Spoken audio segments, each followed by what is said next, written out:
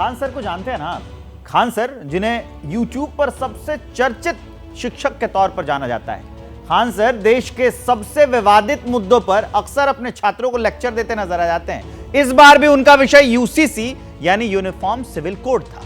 Khan sir ने UCC का विरोध करने वाले मुसलमानों के लिए एक टिप्पणी की जो अब सबसे ज्यादा चर्चा का विषय बन गई है। खान सर की टिप्पणी पर मुसलमान भड़के हुए, लेकिन जो बात खान सर ने कही उस पर मुसलमानों का क्या कहना है, यह जानने के लिए मोदी और मुस्लिम की सीरीज में हम गोरखपुर पहुंचे हैं। गोरखपुर जहां आज प्रधानमंत्री नरेंद्र मोदी पहुंचे थे, वही गोरखपुर जहां खान सर का जन्म हुआ था, और गोरखपुर जो योगी आदित्यनाथ का गढ़ भी माना जाता है। उस गोरखपुर का मुसलमान यूसीसी पर क्या सोचता है, यह आज देखिए।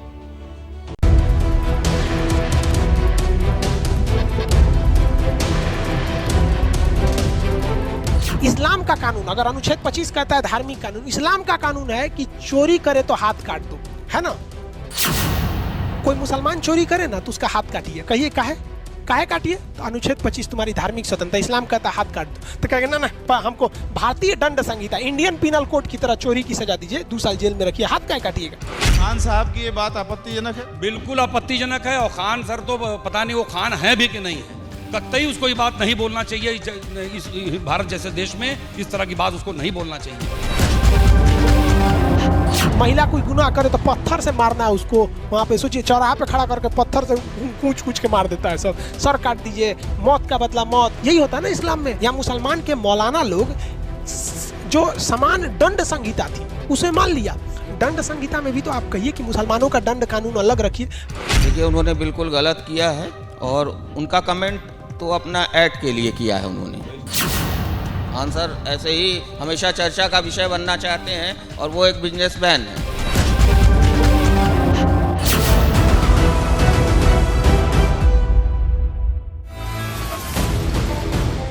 यूनिफॉर्म सिविल कोड पर पूरे देश में बहस छिड़ी हुई है, और पटना वाले खान सर के ताजा बयान के बाद तो मानो अचानक तापमान और बढ़ गया है।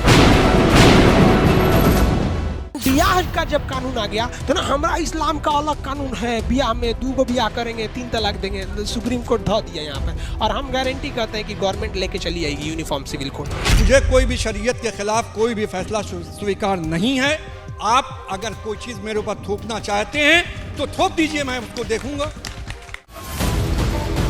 यूसीसी को लेकर देश में क्या माहौल है उसे समझने के लिए सबसे पहले आप मुरादाबाद से समाजवादी पार्टी के सांसद एसटी हसन का ये बयान सुनिए।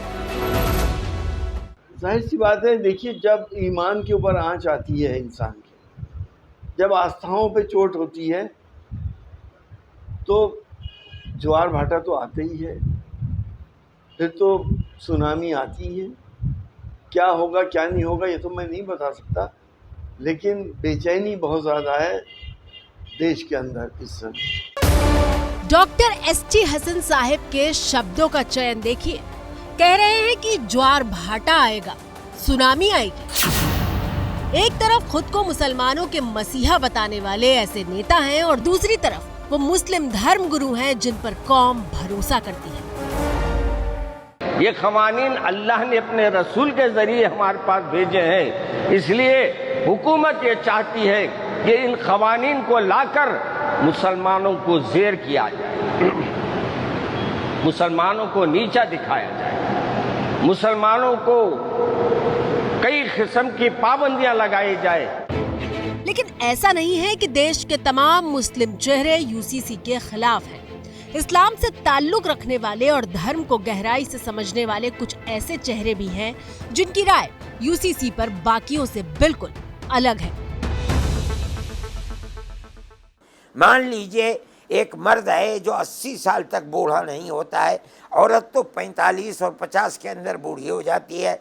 अब उसे ज़रूरत है किसी बीवी, या तो इन सब को तलाक दे और या चौथी शादी करे, तीसरी शादी करे। इस्लाम ये नहीं कहता है कि तलाक दे दो, इस्लाम ये कहता है अपनी ज़रूरत को पूरा करो। कुरान में एक आयत है, वो आयत ये कहती है कि उन लोगों पर अफसोस है जो अपने हाथ से कानून लिखते हैं, अपने हाथ से किताब लिखते हैं और ये कह के पेश करते हैं कि ये अल्लाह की तरफ से, और फिर आयत आगे कहती है लानत इन पर जो इन्होंने लिखा और लानत उस फायदे पे जो इन्होंने हासिल किया उस लिखने के नतीजे में।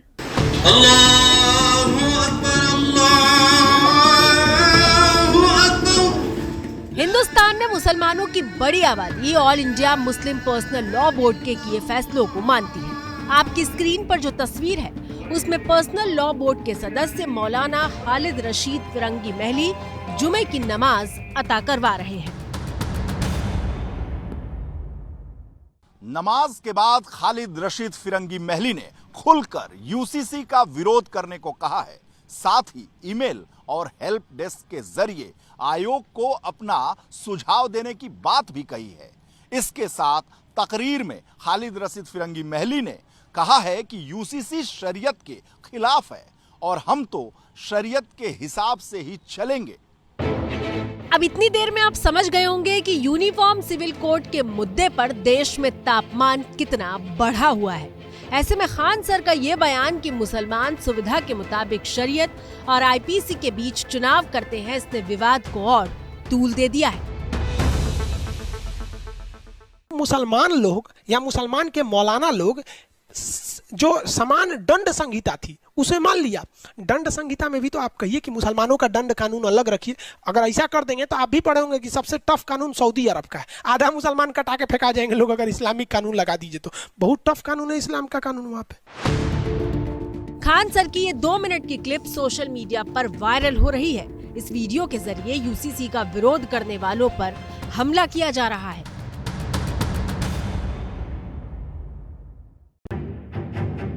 लेकिन ये तो चंद चेहरों की बात है। देश का आम मुसलमान यूसीसी के बारे में क्या राय रखता है? मोदी और मुसलमान की अपनी स्पेशल सीरीज में पहले भी हम देवबंद से लेकर कासगंज तक और शामली से लेकर मुजफ्फरनगर तक के मुसलमानों का यूसीसी पर मूड देश को दिखा चुके हैं। लेकिन आज बारी यूपी के गोरखपुर की है, जहां एबीपी न्यूज संवाददाता रविकांत और कैमरामैन राजेश कुमार पहुंचे।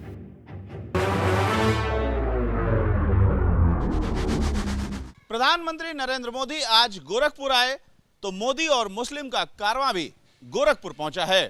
क्या सोचते हैं गोरखपुर के मुसलमान यूसीसी पर, सीए पर, एनआरसी पर, राहुल गांधी, अखिलेश और अन्य नेताओं पर 2024 के चुनाव को देखते हुए? तो सबसे पहली प्रतिक्रिया क्या है मोदी सरकार को लेकर?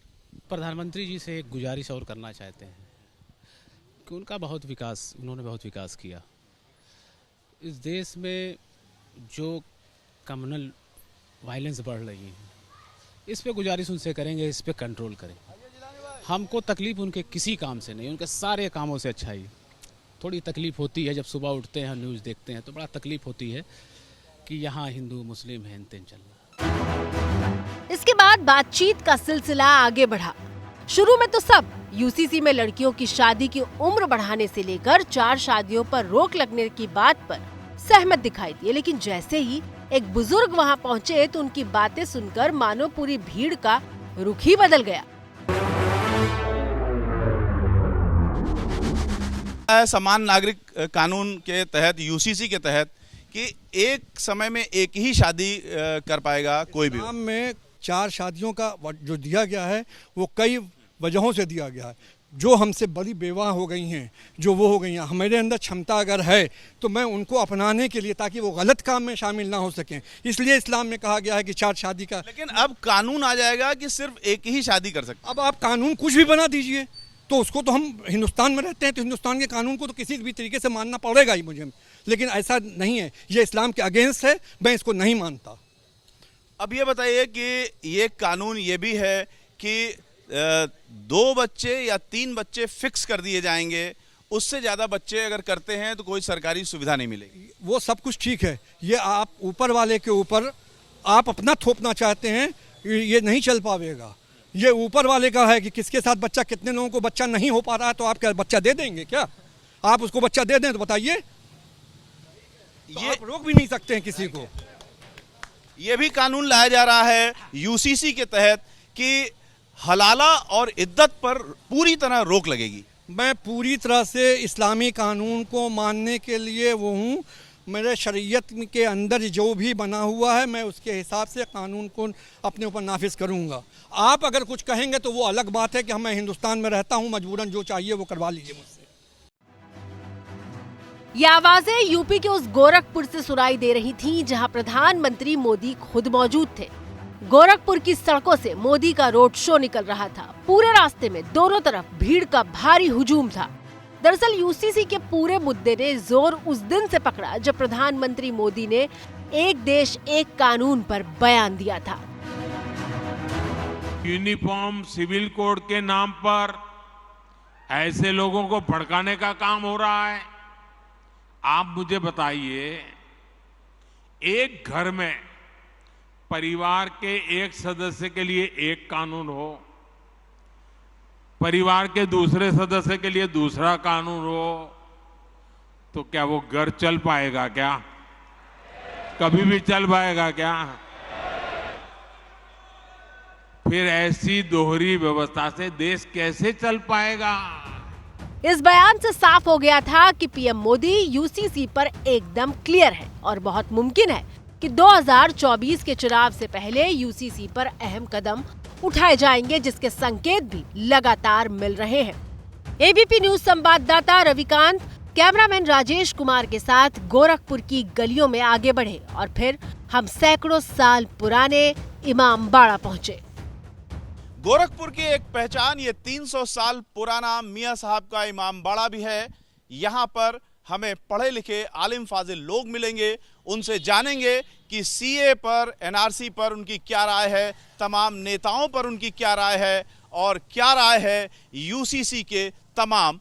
किसी नेता से देश के उम्मीद है आप लोगों को कि वो इन सब मुद्दों पर आपका साथ देंगे?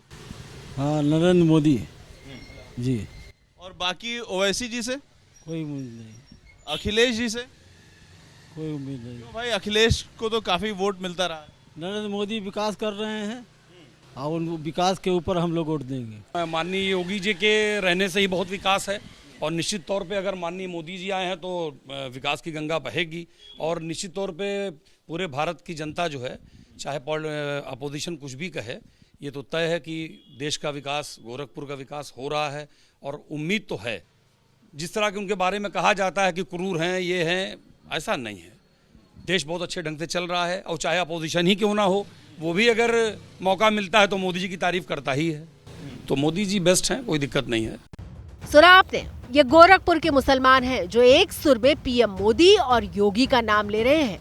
पीएम मोदी के नाम पर बीजेपी को वोट देने की बात कर रहे हैं। लेकिन जैसे ही यूनिफॉर्म सिविल कोड के तहत हलाला और इद्दत पर रोक लगने का सवाल होता है, सुर बदल जाते हैं, पूरा माहौल बदल जाता है।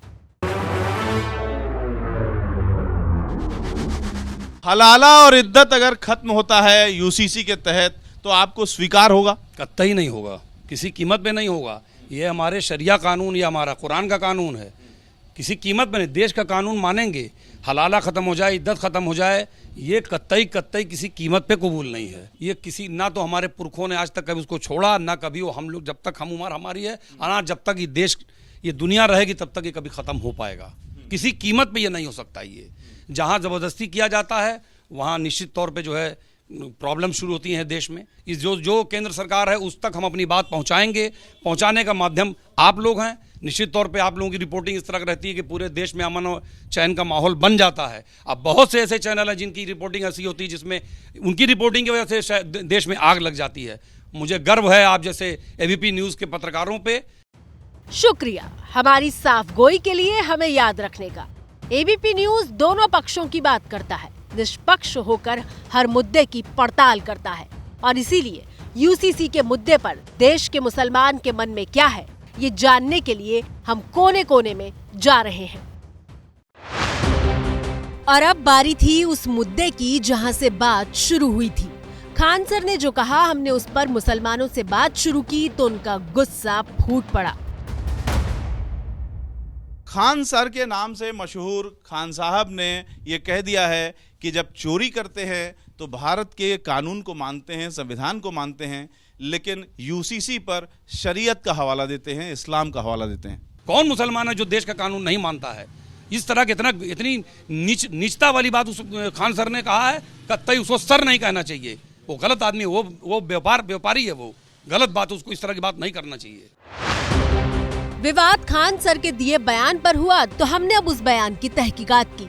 हमने इस्लाम के जानकारों से बात की और पूछा कि क्या शरीयत में चोरी करने की सजा के तौर पर हाथ काटने की बात कही गई है।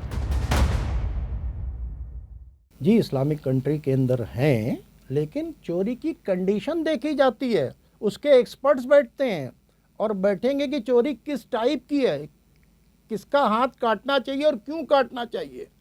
तो ऐसा नहीं है कि हर किसी के हाथ काटने की ही बातचीत है। जहाँ ये कानून है, इस्लामिक कानून जहाँ के ऊपर है, वहाँ काटना है। हिंदुस्तान के अंदर जो अगर चोरी की सज़ा पे हाथ काटने लगेंगे तो तालिबानी फिर मामलात हो जाएंगे। तो इसलिए जो है हिंदुस्तान एक कानून से गवर्न होता है, यहाँ कानून की बातचीत होगी। हिंदुस्तान के अंदर डाइवर्सिटी है, यहाँ सब लोग मिलते हैं, उनका कॉन्स्टिट्यूशन के ऊपर विश्वास है, उसके अकॉर्डिंगली हम सब लोग चलेंगे। शरिया कानून के मुताबिक अपराध करने पर सजा के लिए 2 तरीके हैं। पहला, हद यानी वो गंभीर अपराध जिनके लिए सजा तय है।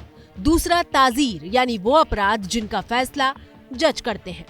हद श्रेणी के अपराधों में सजा के तौर पर हाथ काटने का प्रावधान है, पत्थर से मारने का प्रावधान है, उंगली काट देने का प्रावधान है। कुछ अपराधों में 100 से ज्यादा चाबुक चलाने का प्रावधान है। जबकि भारतीय दंड संहिता यानी आईपीसी में चोरी करने या अवैध संबंध जैसे मसलों पर ऐसी कोई सजा नहीं है, बल्कि कोर्ट में सुनवाई के दौरान पहले ये तय होता है कि आरोपी ने अपराध किया भी है या नहीं। आरोपी को भी जिरह करने का पूरा अधिकार होता है।